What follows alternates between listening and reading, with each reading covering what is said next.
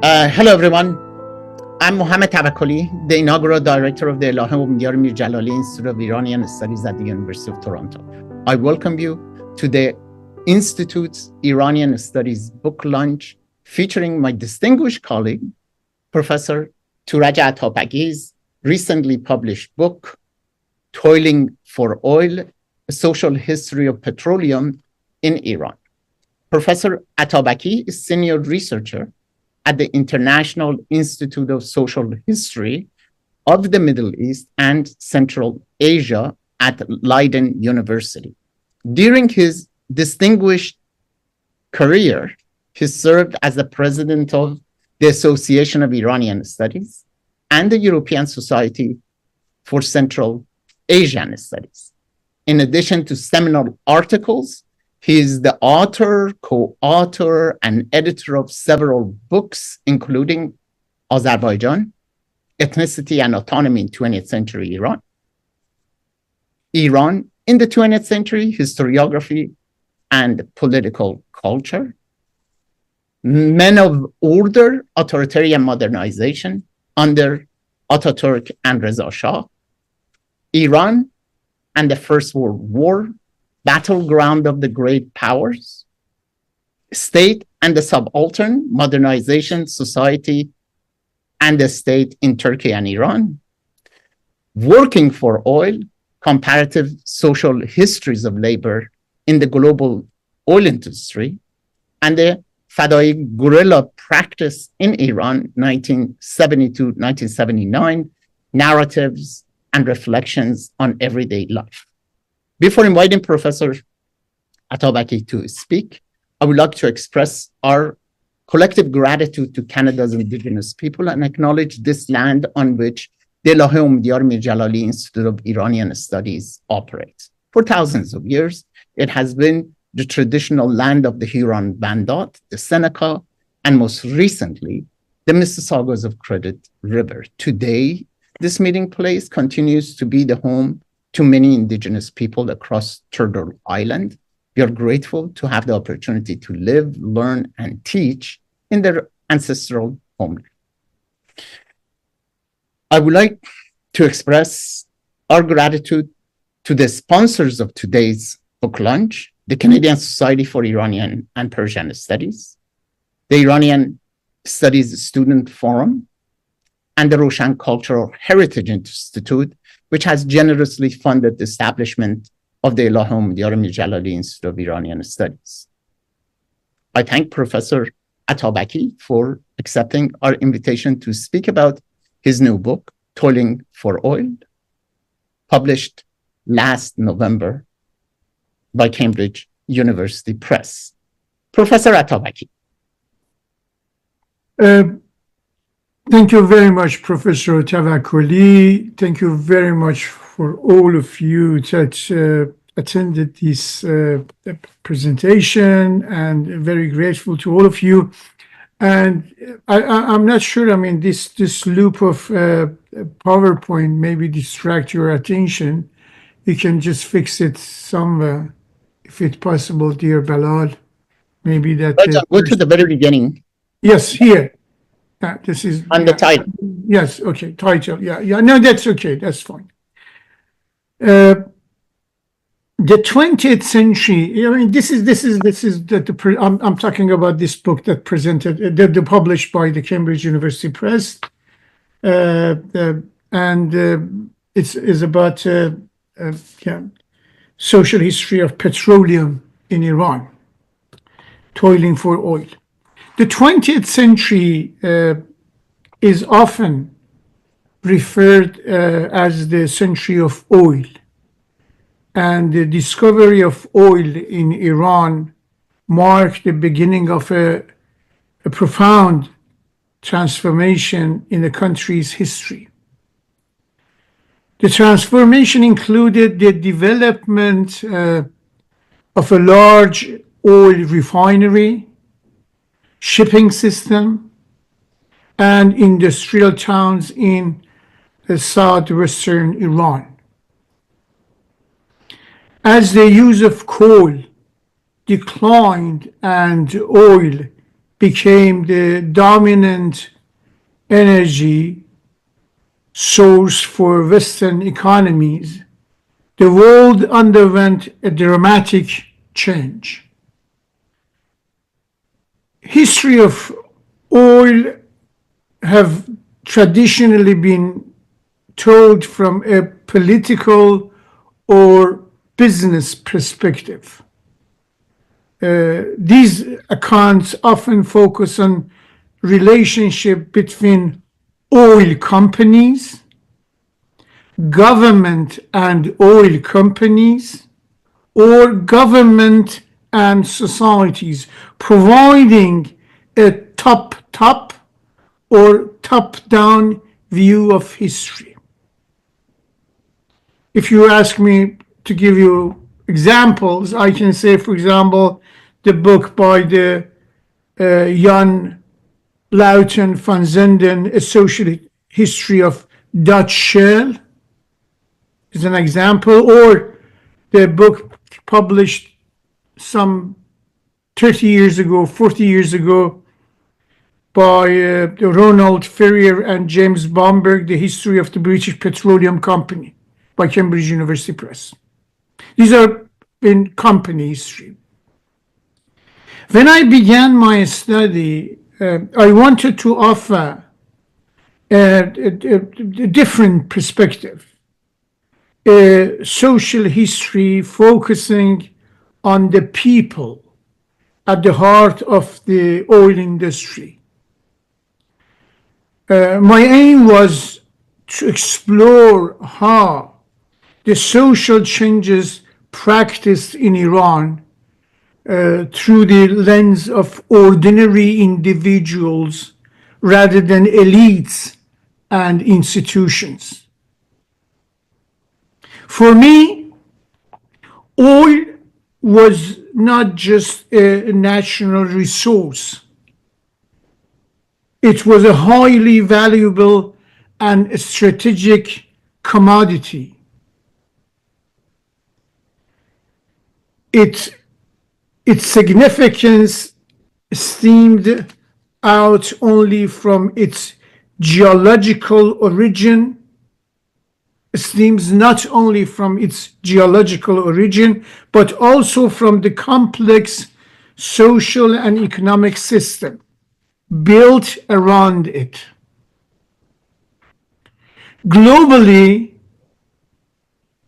oil capitalism replaced the financial capitalism of the 19th century and became a dominant economic system of the 20th century, shaping global events in ways that remain relevant today. In Iran, oil played a pivotal role in the First World War and profoundly shaped the nation's trajectory throughout the 20th century. Key events like the coup of 1921 and 1953, as well as the revolution of 1979, were all closely tied to the presence and politics of oil. This resource has been the central to Iran's modern history, intervening domestic and geopolitical events. Okay, this is my short introduction of what this book is about. Let me to go and say some words about how to write social history of oil. Writing a social history of oil comes with its challenges. It often sparks political debate, especially when it challenges traditional political histories that focuses on great leaders, ruling elites, or nationalist movements. In early 20th century Iran, as in the late 19th century Europe, nationalist historiography became very popular. Its narratives often portrayed male political elite as a national heroes and presenting them as the protectors of identity and independence of the land, while overlooking the experience of female or male ordinary people. Same goes with the writing history of oil. Nation states often use history to justify their political power and identity, which can lead to biased or incomplete accounts. Social historians must navigate these biases by looking beyond state narratives and amplifying the voices of marginalized groups, giving voice to voiceless. This approach, writing social history of oil, provides a more complete understanding of the past by focusing on the lived experience of everyday life people and how they interacted with the larger social and political change or changes. Broadening the view to include diverse voices and experiences requires tackling with important questions. Important questions like, how do we define the role of non-elite groups?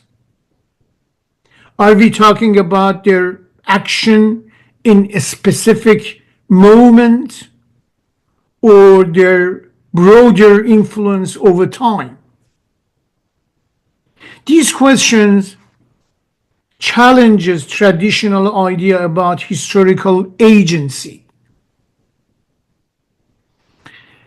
Two key questions emerge from this. First, can social history be written within the framework of nation states? Many social historians focus on national history but approach them from the perspective of the marginalized group. They call it people's history. They argue that nations are built not only by acting elites but also through the efforts and struggles of a subaltern communities. Subaltern, borrowing Antonio Gramsci's definition of subaltern. The second question is that, can social history transcend the boundaries of nation state? Many social processes, such as migration, the spread of ideas, and popular culture, cross borders. Social history looks beyond the nation state and connects with the fields like women's studies, labor studies, or migration studies, offering a deeper understanding of how global and local forces shape societies. What I did in my approach writing social history of oil, what trend of historiography I applied here. In my work, I explored the social history of oil by focusing on everyday lives of workers. Everyday life history, or as they called it in German, Alltagsgeschichte by Alf Lütke, early 80s, he called this. This plays a significant role in enriching historical sociology by bringing the macro-level dynamics of human behaviors, relationships, the practice into the dialogue with the broader sociological theories and structures, and so on. Historical sociology which traditionally focused on large-scale process, state formation, revolution, class struggle, and institutional development, now becomes a bridge a bridge between the macro-level phenomena and the live experience of individual and communities. This is a shift. So when I approach social history from this everyday life, I try to concentrate on 5 patterns. This is my methodology. This is how I approach social history in this book. These 5 patterns are: the first one is humanizing structures and process. What I mean by that is everyday life history adds depth to historical sociology by examining how abstract systems such as capitalism, colonialism, bureaucracy manifest in the daily routine and decision of the workers. How they approach, how they understand, what is their perception of all this. The second pattern is the agency in the face of power. Here, historical sociology, for me, often investigates power relation, such as domination by state economies, economic elites.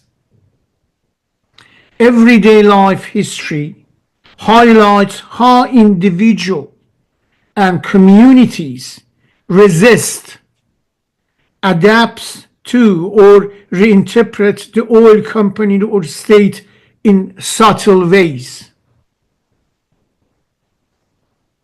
For instance, examining the everyday law action of the Iranian oil workers, how they coped with the exploitation, maintained cultural practices, built network of solidarities, provide a nuanced understanding of how resistance emerged not only through grand revolution,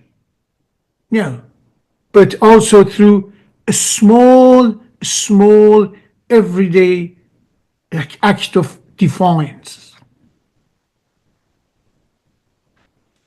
The third pattern,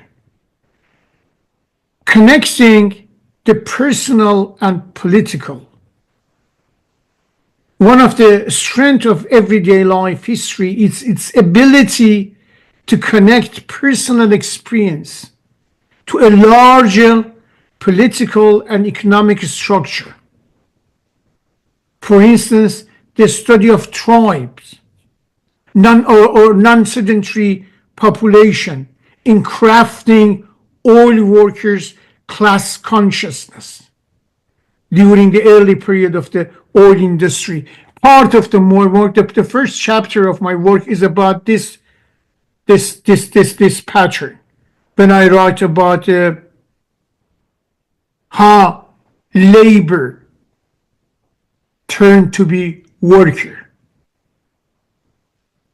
or in Persian I call it از عمله تا کارگر, from labor to worker. The fourth one,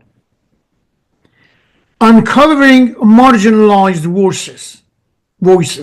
This is what I tried through all this study.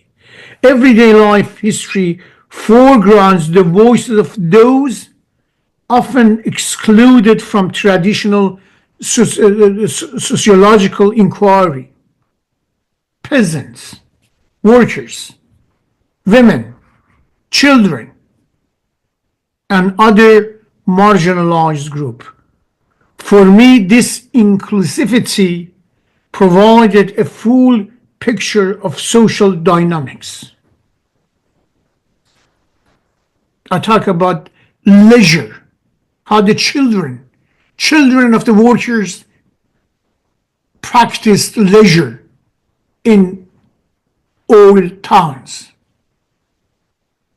And finally is a temporal depth and change.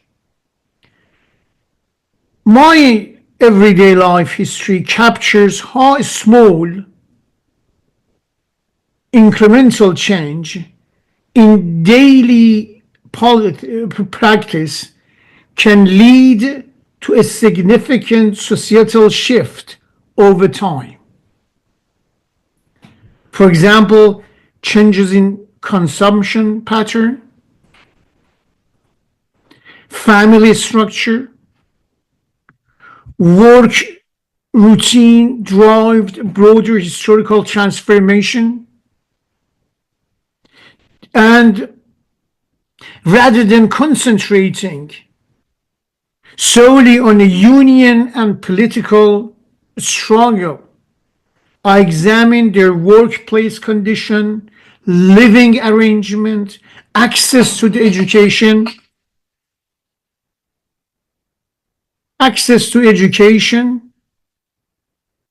and to healthcare, leisure activities. This is all what I did through this study. This approach revealed how workers shape their identities and communities, offering a richer and more nuanced understanding of the oil industry. So when applied to labor history, particularly in a context of the Iranian oil industry, Alltagsgeschichte reveals the lived realities of the workers who powered one of the most significant industries of the 20th century.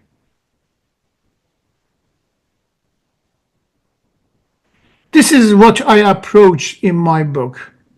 When I said bottom up, my bottom up was everyday life history.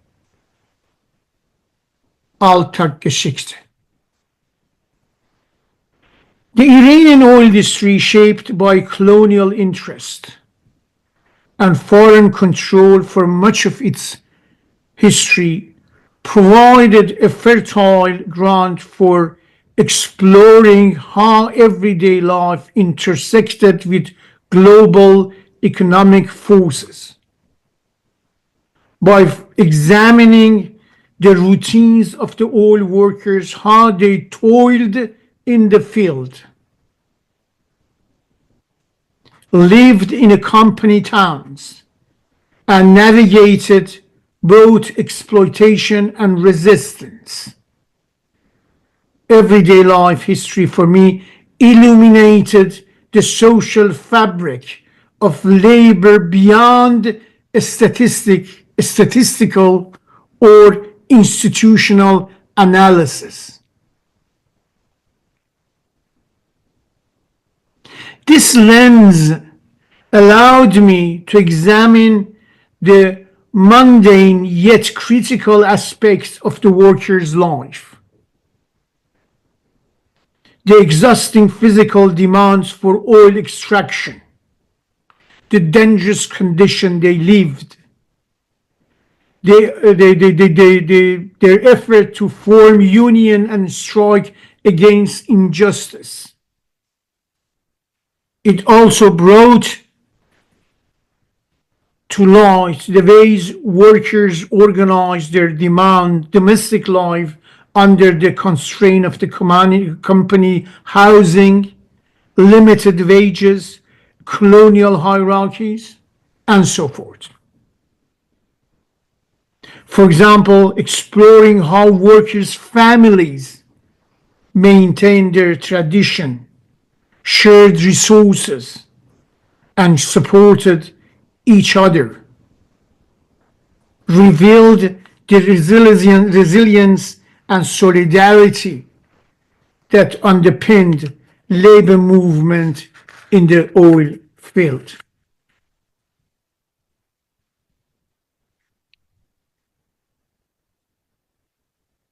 In the Iranian oil industry, the everyday life experience of the workers were complicatedly linked to a larger political struggle.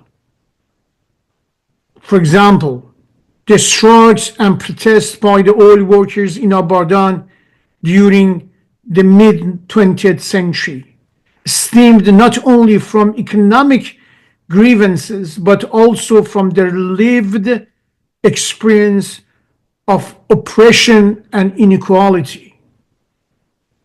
Exploring the routine aspects of their works and the home and work and home life shed light on the deeper context of their political activism, which significantly influenced the nationalization of the oil industry in 1951 and contributed to the revolution of 1979. Simultaneously, I have connected their narratives, the workers' narrative, across Iran, in Khuzestan, across Iran. So I start from local Khuzestan, across Iran, going to India, because we had the migrant Indian workers in oil industry, and then from the region going to global scale. An approach bridges the local and global. This is what I shift through this book, from local to global, from global to local, or as I prefer to frame it, glocal perspective. Okay, this is what I did in this work, and I'm, as you know, that I'm attached to the International Institute of Social History, and this institute focuses on global and inclusive approach to history and research from this global labor perspective, and I'm very profoundly grateful to what all my colleagues they do in this experience of connecting local and global histories. I have done this project is almost 15 years old. We started at the institute working on starting a project working for the world Asian producing commodities for the far-flung markets. This was a project. My colleagues, I mean, they decided to they chosen they choose something like different commodities. They chose different commodities: indigo, sugar, coffee, and I decided to work on oil. And my project was from the beginning discovery of oil up to the revolution. After the revolution was too recent for me to be history still. And I applied for the grant, a very ground found I had from the Dutch Research Council. And I could manage, to get, students, PhD students. They work with me, Kaveh Ehsani, Peyman Jafari, and Maral Jefrudi, and they all defended their PhD. Robabe Motaqedi in Iran, she was in Iran, the other three in Holland, and successfully they defended their brilliant PhD, but I didn't publish and did my research waiting for them first to finish it, their PhD, and they defend it and file it. So that gave me more peace of mind after my PhD students defended their work. And I wanted to ensure that their work remained their own, untouched by every reference or citations. And this has happened. Now, this is my book. And let me to just very briefly about the different archive I used. Conducting my research came with the unique challenges, since as a political refugee, I could not travel to Iran. This restriction I deeply felt, and I had to rely on indirect methods, questionnaires, phone interviews, letters, material brought back by friends returning from Iran. And all these methods I used. I remember once I had in my home groups of Abadani and showing, images of Abadan and trying to, asking them to locate different district, different mahalle in Abadan or in Khorramshahr or in Ahvaz. So all was through this creating a Khuzestani environment in the heart of the Netherlands. But I could, travel to other countries, of course, and visited archive, especially in Delhi and Mumbai, Baku, Tashkent, Tbilisi, Moscow, United Kingdom, and BP, British Petroleum Archive in the Warwick University, National Archive in London, and United States, the National Archive and Library of Congress, of course, and then the Foundation of Iranian Studies Oral History Collection in Maryland. So there are different, traveling and trying, to interview workers, engineers, managers of the oil industry, and try to organize conferences to see it in a larger context, larger and comparative context, my work. Different conferences I organized, bringing from Nigeria to Myanmar, Burma, from Mexico, the scholars debating on works in global scale. And yes, this is the result that you have toiling for oil. Thank you. Thank you very much, Professor Atabaki, for another pioneering work. And I'm really impressed with your global approach to oil workers, and also paying attention to often ignored everyday life. And one thing that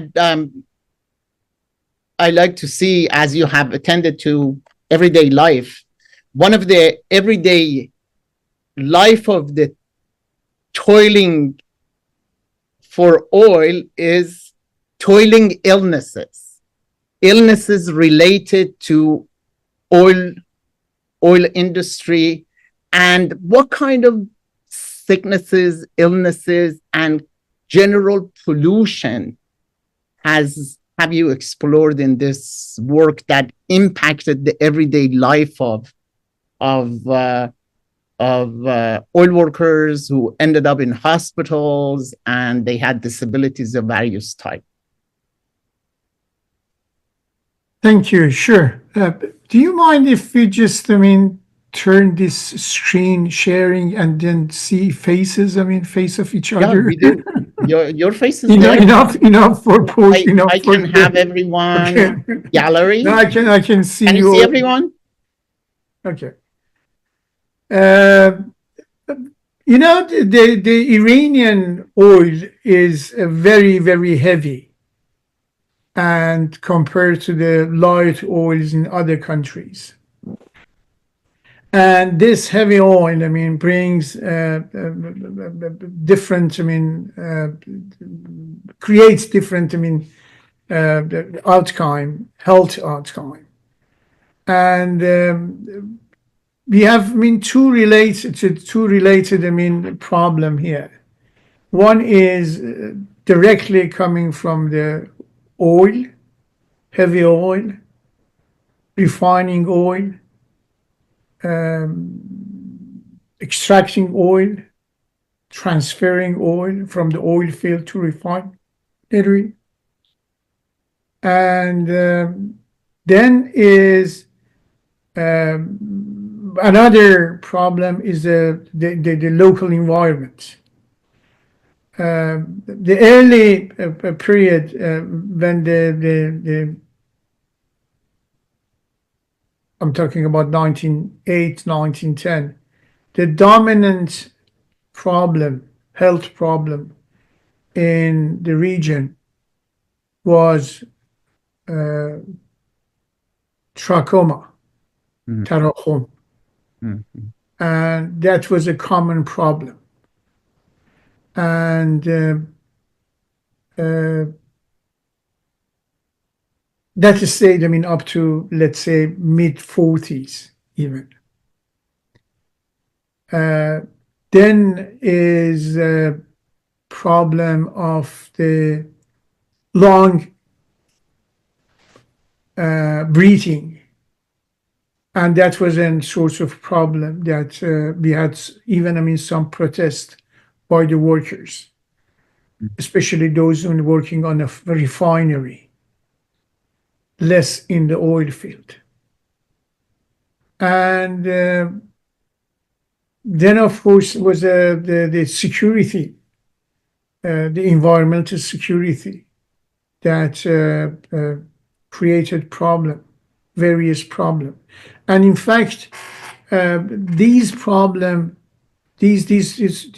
issues was always a sort of one of the items when the workers launched their protest for better living condition.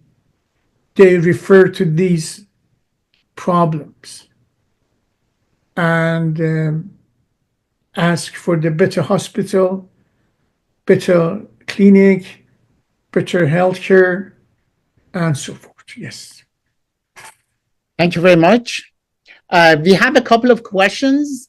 Nikki Rod, could you please ask your question? Nikki's question is, how much of your findings and conclusions can be shared with the social history of other major commodity industries such as steel and coal, and how much of your findings are particular to the oil industry and especially the Iranian oil industry? I mean, my finding. I mean, about the first question, my finding. If I talk about the other commodities, the one of the commodity that I'm very much, I find. I mean, very much linked with that commodity is a copper. And both in Iran and outside Iran. I Mhm. mean, we had a very good joint project with our colleagues in Chile working on a copper, and also inside Iran, Mrs. Sarcheshme. We had, I mean, this project, this joint project. One of my students, I mean, defended his PhD on the copper. I've got, I mean, besides, I mean, oil, I had a number of PhD students who work on different the labor, commodity and labor, like textile labor, copper labor, and then the others. And then well, the copper was one of these one of these commodities was very much linked with oil, more than others for me was linked with oil. Um, that was it. What was the second question? Forgot. Let's go to Sarah Molai for next question. Sarah, please. Sure. Well, thank you very much, Professor Atabaki and Professor Tavakoli, for providing us this opportunity to learn about this project. I would like to know, Professor Atabaki, in your project, have you ever found any interplay between women's identity and the oil industrialization in Iran? And if you found such kind of interplay, what kind of interplay you found, or what kind of new things you encountered in terms of women's identity and industrialization? First of all, I mean that I was very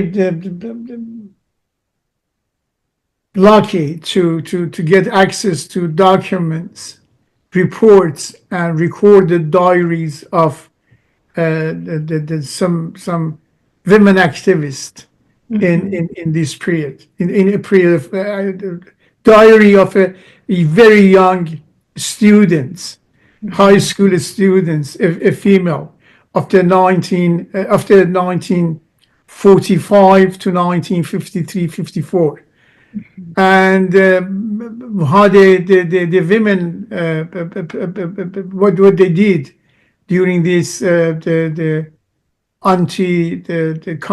British companies activities, and also calling for the nationalization of the oil, and trying to join unions, workers' unions in Khuzestan. Okay, this is what we did, and then of course, I mean that goes on in the 1960s and 70s. We have more female employees in oil industry compared to the early period, and yeah, they have more engaged and worked in the administration department, and both Iranian and non-Iranian.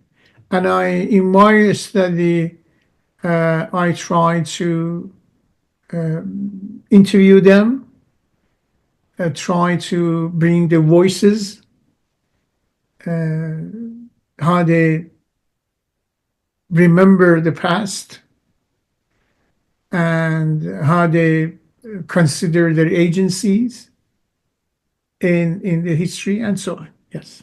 Wonderful. Thank Thank you. you very much. Dr. Janabzadeh, please. Thank you so much, Professor Atabaki, for your wonderful talk. I have two quick questions, actually, if I can.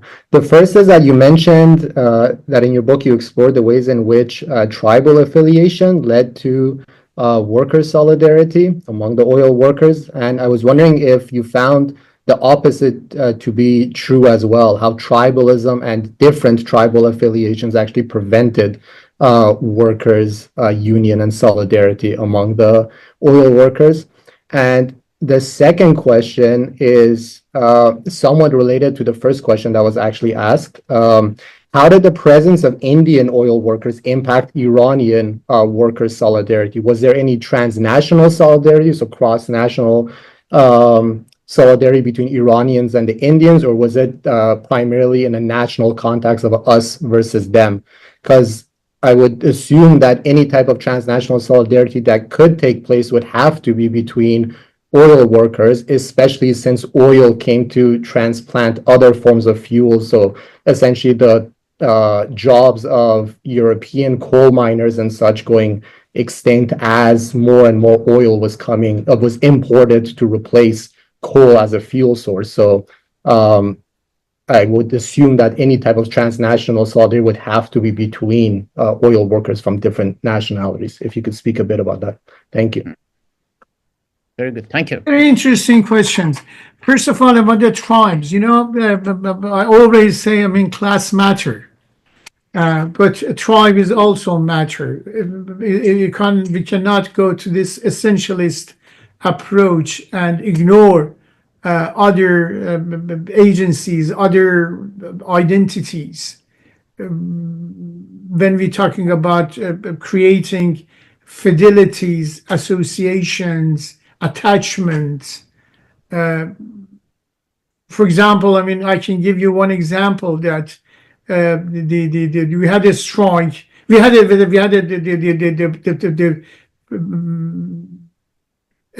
labor protest in Abadan.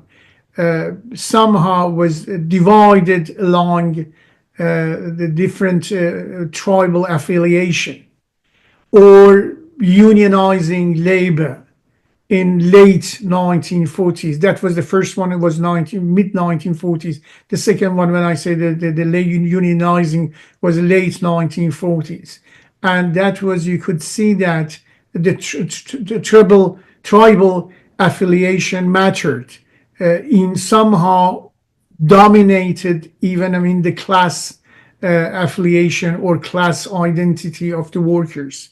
Being a Bakhtiyari was matter because most of the labor, the first cluster of the workers in oil industry coming from the Bakhtiyari tribes. The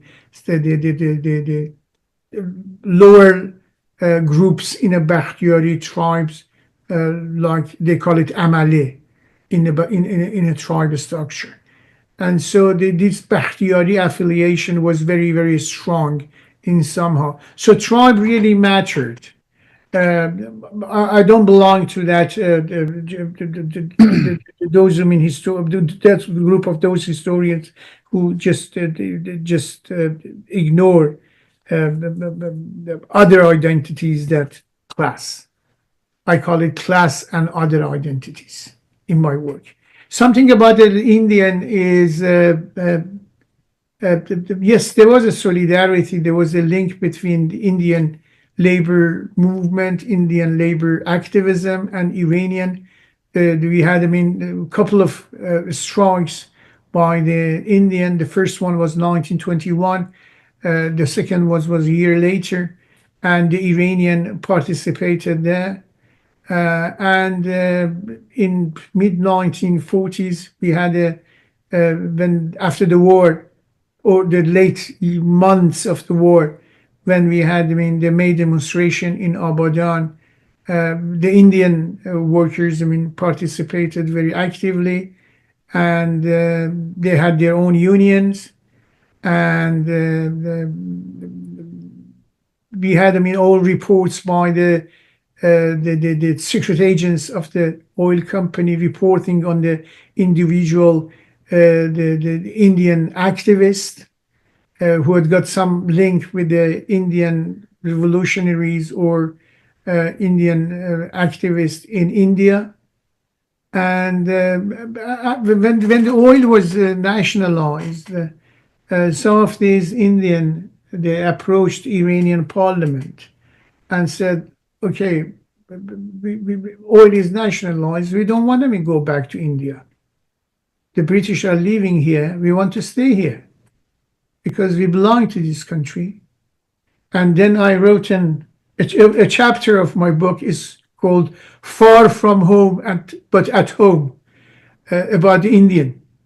And I had a wonderful the documents from the Mumbai and Delhi archive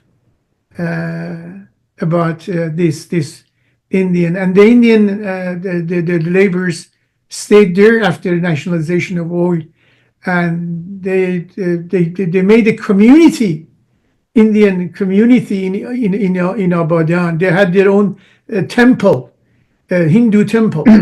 They had their own mosque, Ranguni mosque, because the first oil workers coming from Rangoon, and they call it Ranguni mosque. Different, it's Sunni mosque, but different from the other Sunni mosque. And they have still, the Ranguni mosque exists in Abadan, and the temple was destroyed. And but they stayed in Abadan up to the war, Iran-Iraq war. And after the war, they migrated to Tehran. Thank you. The next question is from Mr. Bilimoria. Please unmute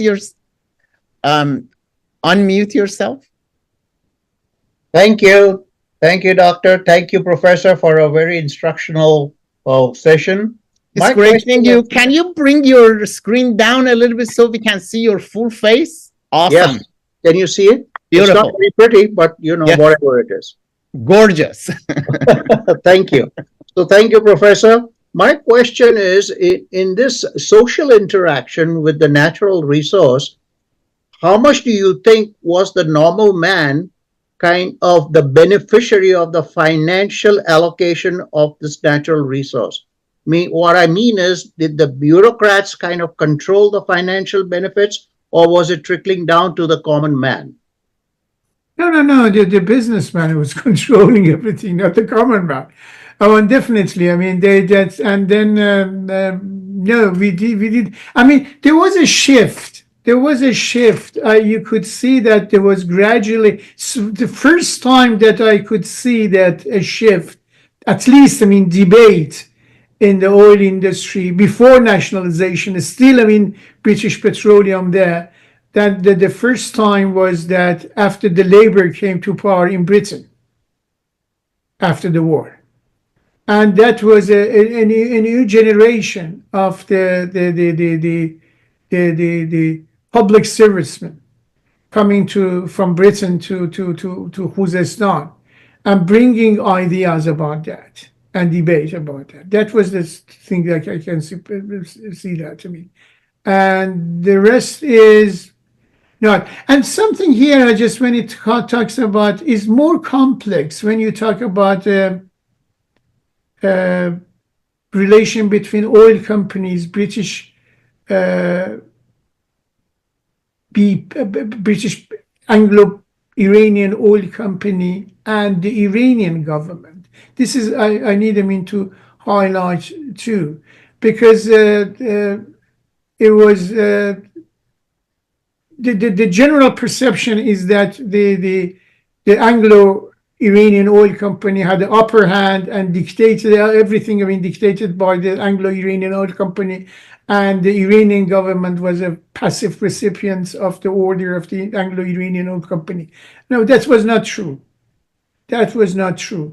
Right after 1920, early 1920s, you could see that the Iranian has got a voice to say about the needs and the equal type of relationship with the Anglo-Iranian oil company. And in fact, one of the reasons that is again, another part of my work, that when it comes to the Second World War, one of the things that is very critical is when we are talking about Iran being occupied by the Allied forces, the British and the Soviet. That happened in August 1941. but years before that, I'm not talking about 1939 when the war began. I'm talking about even 1938, 37, 36. The British were not happy with what's going on in Iran, and they wanted to get rid of Reza Shah. Oh, okay.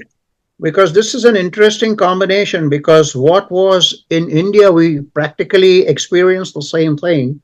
It was the transfer of wealth that a Zoroastrian called Dadabhai Naoroji protested against, and that is what started actually the colonial movement against colonialism through Mahatma Gandhi. Just wanted to point that.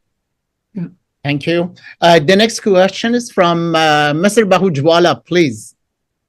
Yes, thank you, Professor, for providing another resource for all of us, about the history and impact of oil, on the politics and social fabric. What I was going to ask you is that, my younger brother, Mino Cheher, we call him Mino, worked in Iran after he worked in Bahrain for some time as a chartered accountant for an American oil company, Reading and Bates, I believe. And is there any mention in your book about the Zartushtis, Parsis, who came to work in the Iranian oil industry? I myself, as a student in USA, had one time in 1965 written a letter to the Shah via the Iranian embassy, suggesting to him that we have many talented and experienced and educated Parsis in India. That's what they are called in India, Parsis. Who could contribute to your industry to the Shah Muhammad Reza, and and later on when I visited India, I saw an ad in the Times of India saying that Iranians and Zoroastrians are invited to come to Iran to work in the Iranian oil industry. So, did you have any mention in your book specifically about Zartushtis? In fact, if you just, I don't know if you saw the PowerPoint I had was shown here. There was there is a very formal ceremonies that you see that, the system, the British oil company was very, very apartheid and the hierarchical system. The Indian different, the British different, the right side of the whole was written by the British, the left by the Indian. This is very, very, divided. That you could see that. That very, very along the ethnic boundaries. And in the beginning, when the Indian, the first cluster of the Indian workers from the Burma, Rangoonis, they came to Iran. They had their own district called Coolie Lane or Sikh Lane. And then this lane means the district was called Coolie Lane and Sikh Lane. Then we had the Indian quarter in Abadan. And then mostly the people who work in administration were the Parsis and educated Parsis. The semi-skilled and non-skilled workers were non-Parsis, of course, or Muslims or Hindus. But even, we had, the prisoners, Indian prisoners during the First World War, because it was a short of unskilled workers. And then they decided to bring, the prisoners from India to Iranian oil industry, unskilled workers. And that was they had their own community, they had their own get together. And something led me to just now we're talking about this Indian workers. Let me to share with something that I find it very interesting in my research. at one day, the Indian workers, the British, they had their own district, their own the district quarter in Abadan, and very nice quarter, and they had their own book club. So one day, the Indian workers and the managers, the engineers or the staff, not managers, the staff, they approached the British and they said, I mean, you have got your own book club. We would like him to join your book club and borrow books from your library. And the British, they said, yeah, nay, that's not very good idea, because we are afraid that if you join the club, there might be some British who are not happy with this, and they may leave the book club. So what we can offer you is just we give you our what we have as a duplicate book. You can keep it, or you can give us some our used book, and you can have your own library. So we had another library in Abadan called Indian Book Club. So British Book Club, Indian Book Club. After a while, the Iranian approached the Indian, said, I mean, we would love also to use your book club. So you've got, I mean, your own book club. If you allow us, I mean, we can just, and the reaction of the Indian was that, I mean, oh no, if you join us, we might be afraid. I mean, some Indian, they leave. So we give you some of our books, you can have your own library. So they got 3 book club in Abadan. So this shows that, I mean, to what extent is this dividing the geography, the space along these ethnic boundaries was practiced in Abadan. So the Abadan was not really a sort of dual society. I've got a map. I made it myself based on very early map. I could get it. Here, this is the map. If you see, look at here, you've got, I mean, all these Abadan of 1926, refinery, and then you've got the Indian lane, Coolie lane, Sikh lane, and then you've got Ahmadabad, Bovarde, Kofeshe, and all these districts, you see that, I mean, the Abadan was divided between, it was not a dual city, what they call it, I mean, in colonial studies, they call it dual city. It was not a dual city of the new and old, New Delhi, Old Delhi, New this, the old Delhi. Abadan was a triple city, I call it. I mean, I said triple because it was a British, Indian, and Iranian were there. Thank you. Very good. Mr. Bhojwala, thank you for sharing your experience, and thank you for the great answer, Professor Atabaki. The next question written in the chat is by also Nikki Rod, who asks, at the peak of Iran's dependence on oil exports, roughly what percentage of the Iranian economy could be traced back to oil industry? First of all, I mean, could you go back to the old before? Yes, keep this one. You see, this is the 1909 construction of the Gaj-Saran Road in Khuzestan. Look at the left side of the image. Who is this? You can see. Right. Yeah, this is a Sikh. Yep. The Indian were foremen at that time. Very good.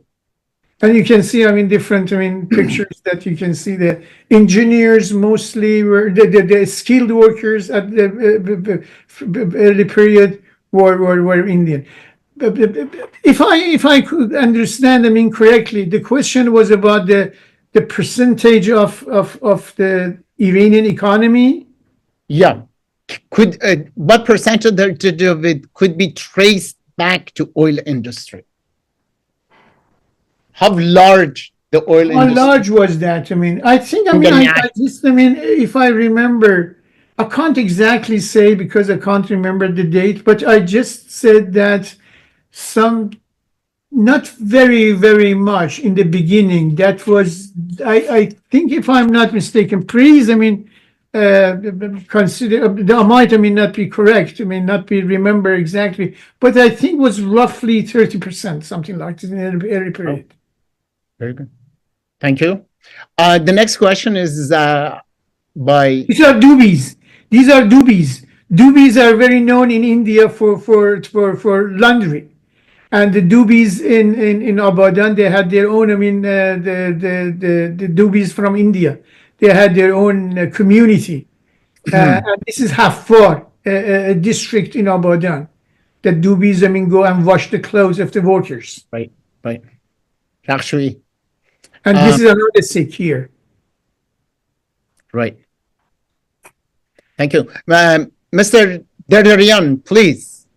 Hi, Professor. Thank you so much. I was wondering if I might ask a question that pertains to environmental research and discovery, and perhaps in two parts. If the exploitation and expansion of the oil industry, what in your research did you find about local communities that were already there in these predominant areas, if they suffered from pollution, whether it be disease or illness and or physical relocation to geography, what your research found thus far? Thank you.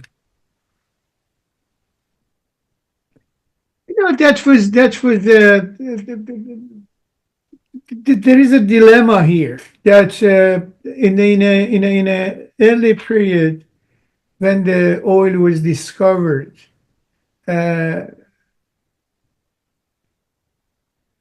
refinery was important, was essential, and then was the district lived by the skilled workers, Indian skilled workers, and the British managers, and the rest. And that was a very, very, very polluted. And there are a number of the pictures and districts I produced in my book about the housing problem in Abadan at that time, and in Ahvaz, in other cities too, and very, very polluted. And then the problem was that they realized at one point that they cannot go on with this. The British management, they realized they cannot go on that because, when you've got a polluted environment, the pollution in one way or another comes to the refinery, and you can't stop that. So they decided to look after the immediate district of the oil refinery and try as much as possible, to bring some changes there. But that was not really happening up to mid-1930s.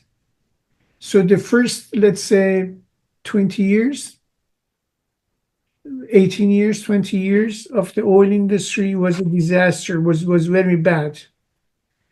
And then after the new agreement was signed in 1933, then you can see that gradually something is happening, and new roads, the healthcare, the hospitals, clinic, streets, making new streets and cleaning the streets, garbage collection, and water system and things like that is introduced by them, chiefly by the oil companies. Because the oil company was, according to the agreement, was not in charge of extracting, refining, and selling oil, but also was in charge of keep going the industry and the cities, the old towns, was in charge of that. This was according to the agreement. This was done. This was there. I mean, up to, let's say, 1954, when the Iranian Consortium was founded, and the management of this part was moved to the hand of the Iranian. Thank you. The next question is from Gunha Kim. Gunha, please unmute. Thank you, Professor. Thank you for your talk. I think it's a fantastic historiography. I really look forward to reading your book. I'd like to follow up on previous questions on what you said about everyday act of defiance and network of defiance in the oil industry. So I wonder, have you found any presence of socialists in the everyday life? I've read that the Persian Railway kind of facilitated the spread of socialists around its route, and Abadan was, I guess, a part of the railway network. So I wonder whether perspective of social history kind of reveals something new about the role of socialists in the course of unionization of Persian oil industry. So, yeah, thank you very much. There are the early activities of the revolutionary socialists in Abadan dates back to 1920s, early 20s.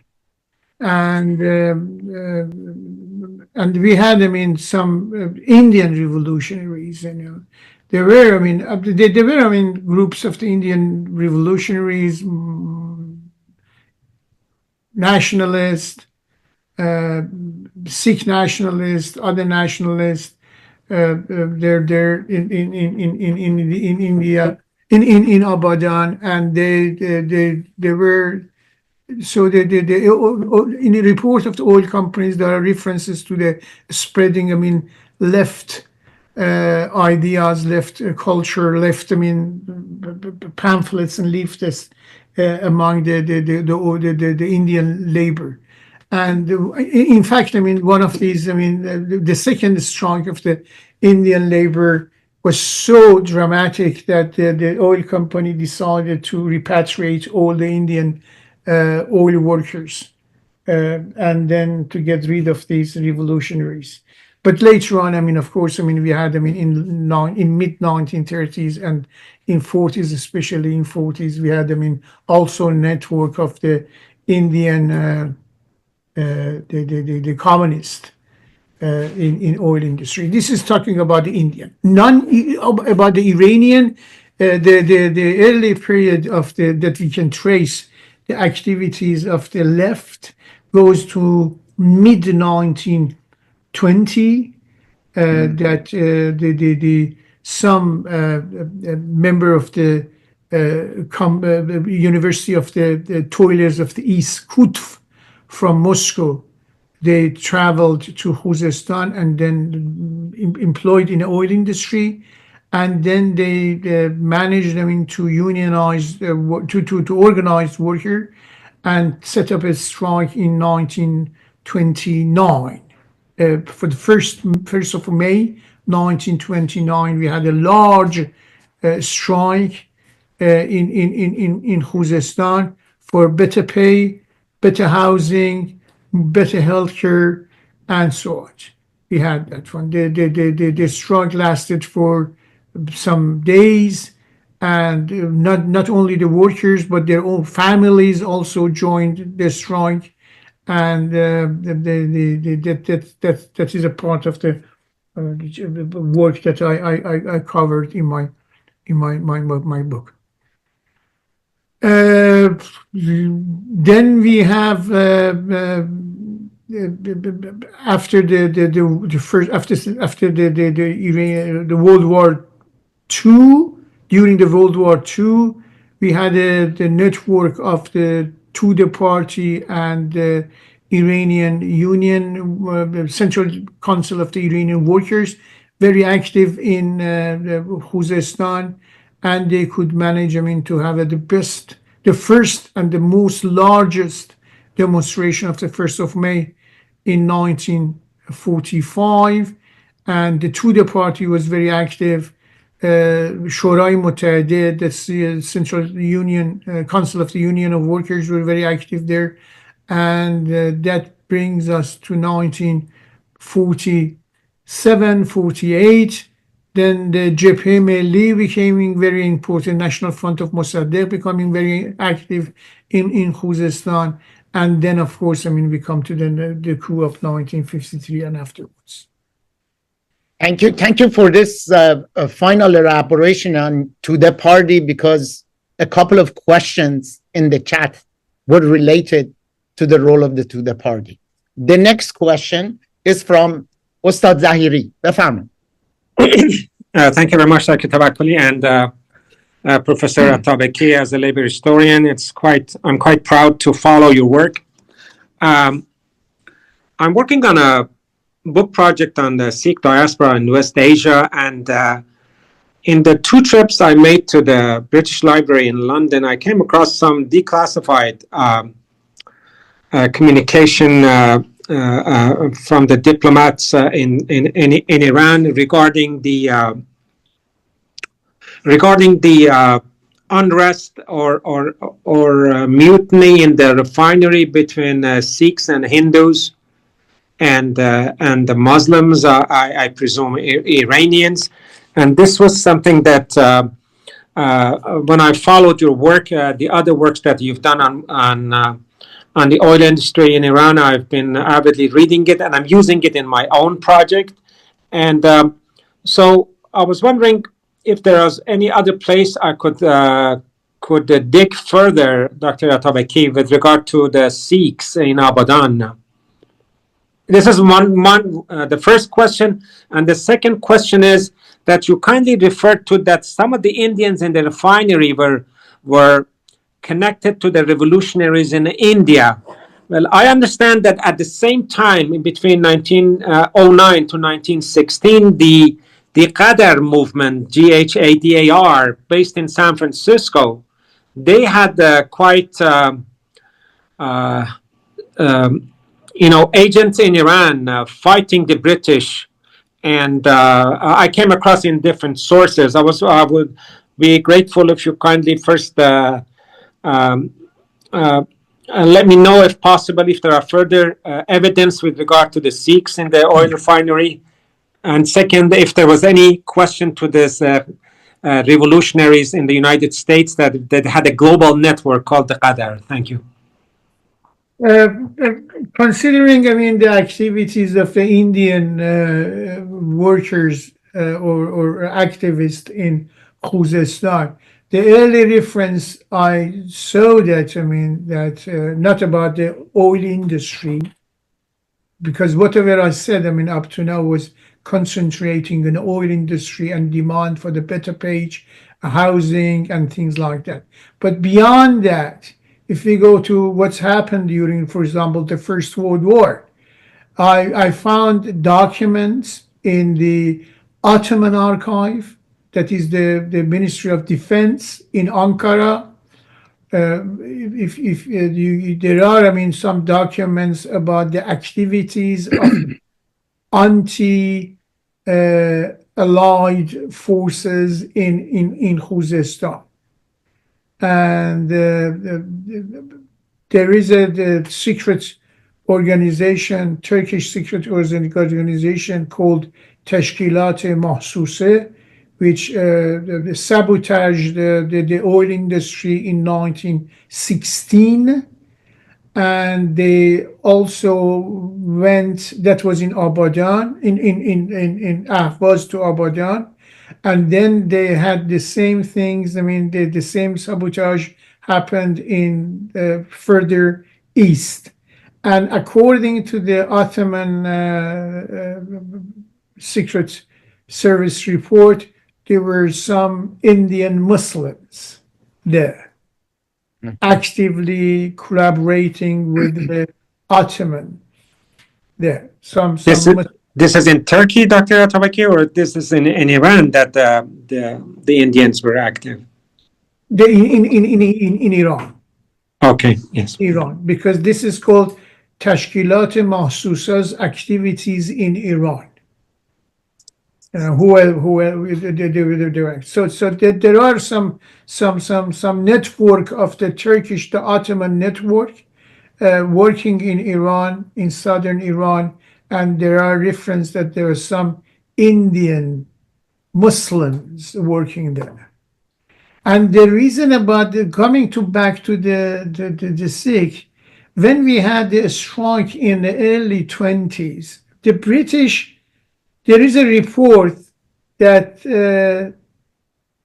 they said, I mean, the reason for the Indian Sikhs activism in Abadan is because of the massacre of, what was that? Please.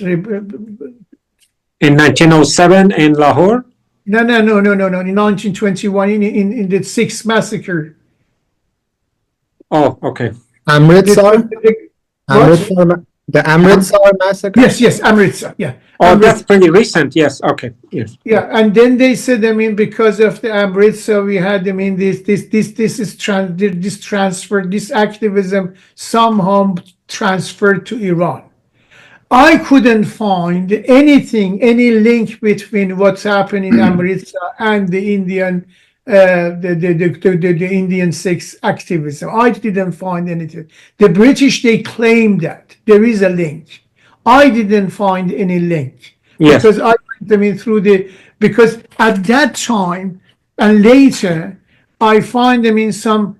When I went to the Delhi archive, I find them in some clandestine newspaper or non-clandestine newspaper covering everyday life of the Indian workers in oil industry.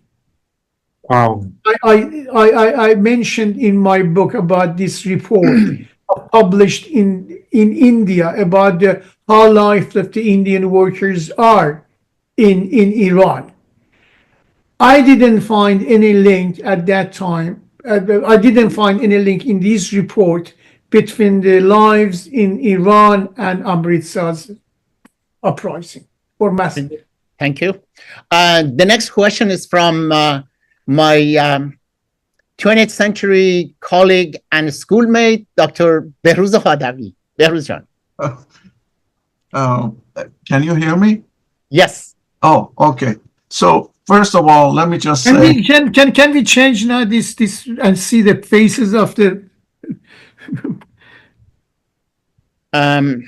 Okay, thank you. Yes. Okay. Oh, okay. Good to see you. So let me just say, first of all, that this discussion is really close to my heart because I'm an oil company kid who grew up in Masjid Suleiman, Al-Jari, Ahvaz, and all these oil towns. And a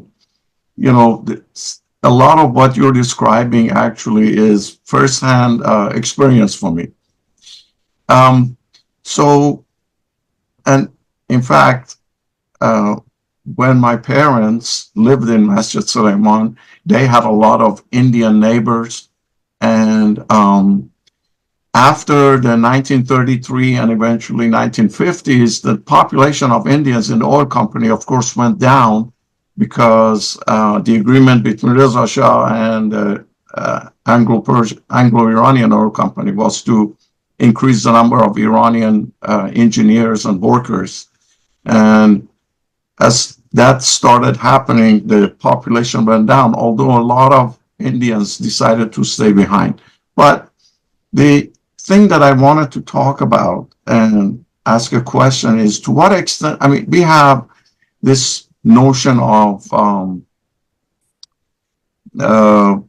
foreign investment and enclave economy, where in a lot of third world countries, Western companies went and created their own societies and economies that were pretty much separate from the rest of the society, and they created their own culture and their own lifestyles and everything. So have you done any comparative analysis between that and what happened in Africa or in Latin America, where a lot of these enclave economies were also created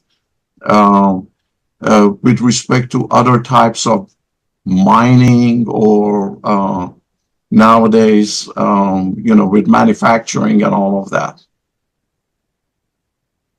This is,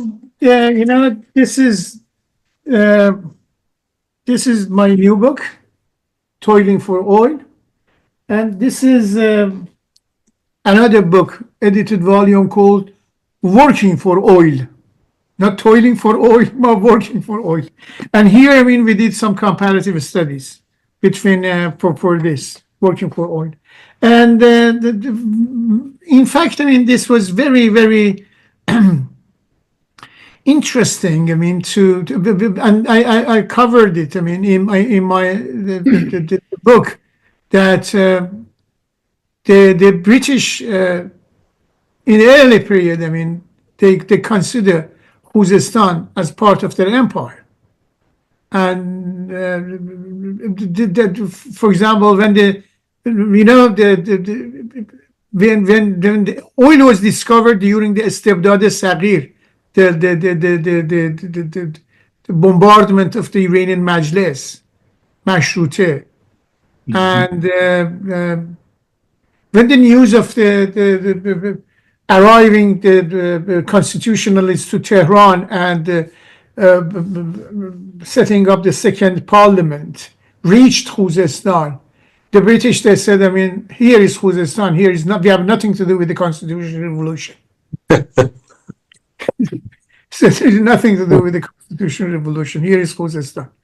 So they never, consider Khuzestan. In fact, when there were a shortage of the labor, unskilled and skilled labor during the First World War, they called on the Raj to send to agree to send the Indian workers to Iran, and the Raj was in charge of providing labor to British the industries worldwide. So they said, but we can't do that.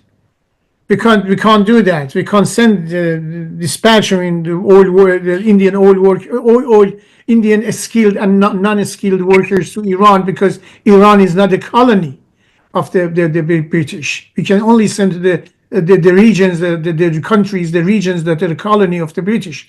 And then the Anglo-Persian Oil Company said, no, we are a colony of British. And then they call it, the Persian Gulf as a British lake. They call it British Lake. They changed it, the name to the British Lake for maybe 3-4 years. In order, sorry, was it British Link, Dr. Atabaki? Lake. Okay, thank you. Then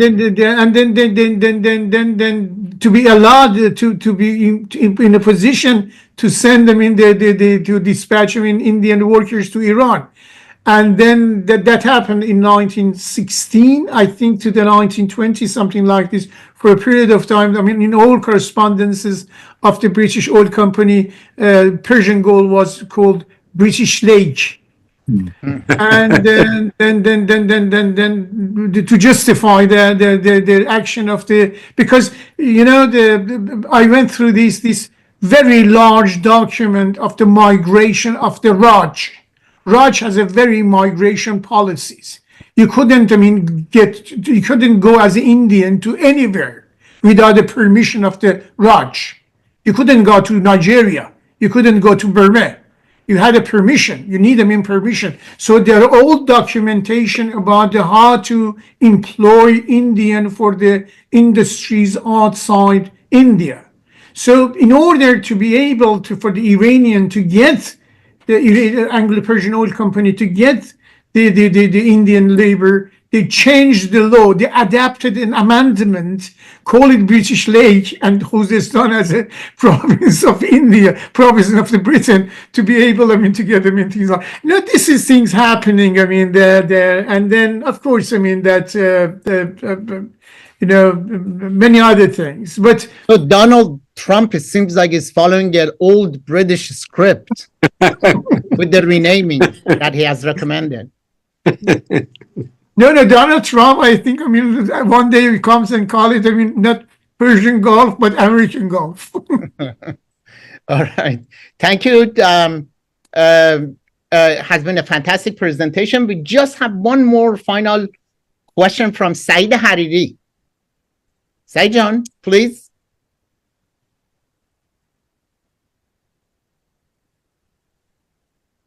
Professor Okay. Tawakkoli, I also have a comment. Is it Okay, possible? please. Yeah. Mr. Dadgar, Thank you very prominent much. economist. Thank you very much for you and Professor Atabaki. As a social aspect is not that is easily be separated from economic aspects, and also micro from macro related to the petroleum. Right now, the main legacy of the petroleum for Iran is a rentier state and also a panic Dutch disease, which has influential impact on the micro and macro, on labor and ladies, women, and all minorities and majorities. Have you have some idea or some viewpoint in your book in this relationship Yes. between these? Yes, I belong to those group of historians or researchers who, while I admire Dr.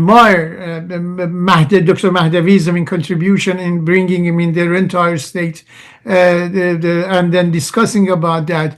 But I don't belong to those who are advocating Dr. Mahdavi's idea about the entire state. I go beyond that. I think it's too complicated to be considered as a main source of the unequal and uneven development in these societies. But we can discuss. But there is a part of in my book is about the renter state and my comments about that. Yes. Thank you. Professor Atabaki, thank you for your wonderful and highly informative presentation. And I invite everyone to purchase your book, read it, and review it amongst our colleagues. Thank you again. Thank you, everyone, for joining us. We look forward to seeing you again soon.